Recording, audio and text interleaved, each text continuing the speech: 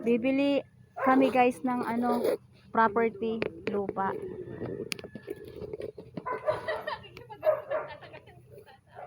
Basta mauwi kita.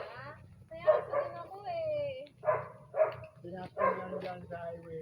Tapos napulot mo yung standby. Pinagbili sa amin. Binenta sa'yo? Daan. 100. Tama ikaw? Tapos daw yan, dalawang magkapatid. So ito pong area na to ay inyo pa. Yan, oo, patag yan. Patag yan. So ilang square meter Hindi na po? ninutambakan yung sa akin. Hindi pa, antayin nila natin pag trabaho itong highway.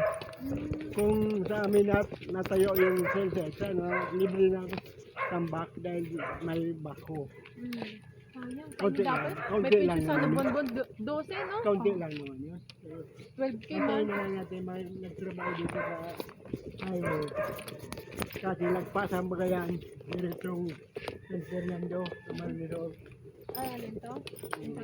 Sa'yo, tapos Galing tabukan na sa to eh. International Airport.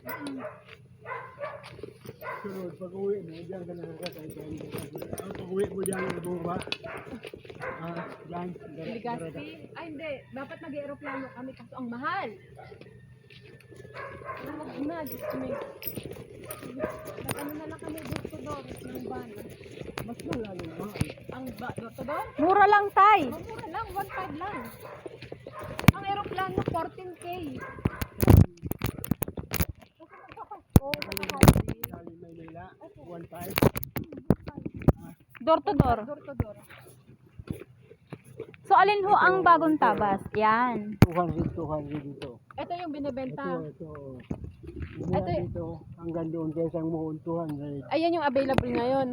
Oo. Ito yung... Mayroon din doon, kaya lang, ano, sa kaili. Dito rin banda. Oh, doon mo ka na, ano? Mas maganda dito. Mas Kung sa maganda bagay, pa kung ka. hindi pa niya, yung 1,000 kasi hindi ko babawasan yun. Buo. Inaantay ko na kung ka ano mo. Sa hilera mo. Saan yung motor mo? Andun, na-flat. Sabi mo pinasa. 200 square meter. Na-flat. So sa 200 square meter, 300,000. Hulugan po yun. Hulugan. Hulugan. Kung may cash mo, lalong mas maganda.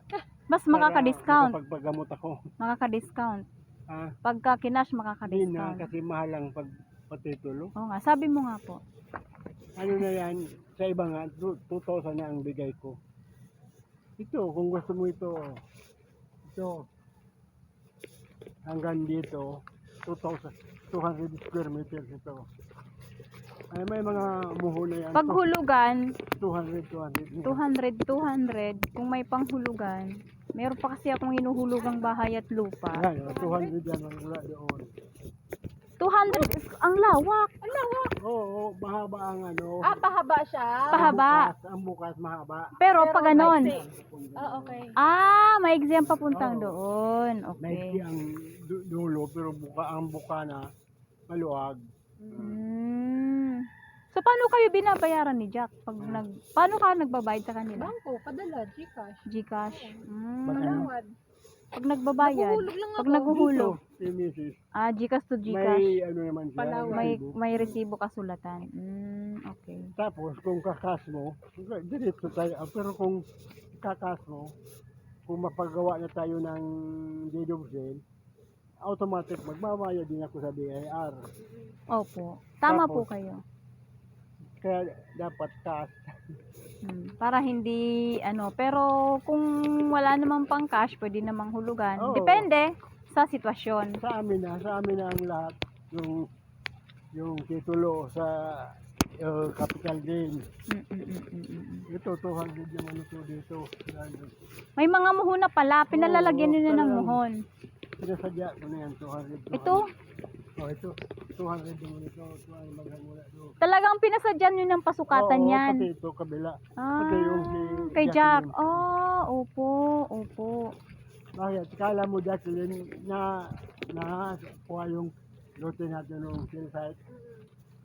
May nagtanong sa akin, nagtanong kasi yung tito ko saan banda yung baka sakop ng cell site. Sayang mo. Kasi sabi niya, kung sakop yung lupa, di meron din ako. Ayun guys, dyan muna kayo. Tumitingin lang kami ng lupa dito sa Kabikulan. Bye! Dyan muna kayo. Tapos na-stroke pa sa pangatlo.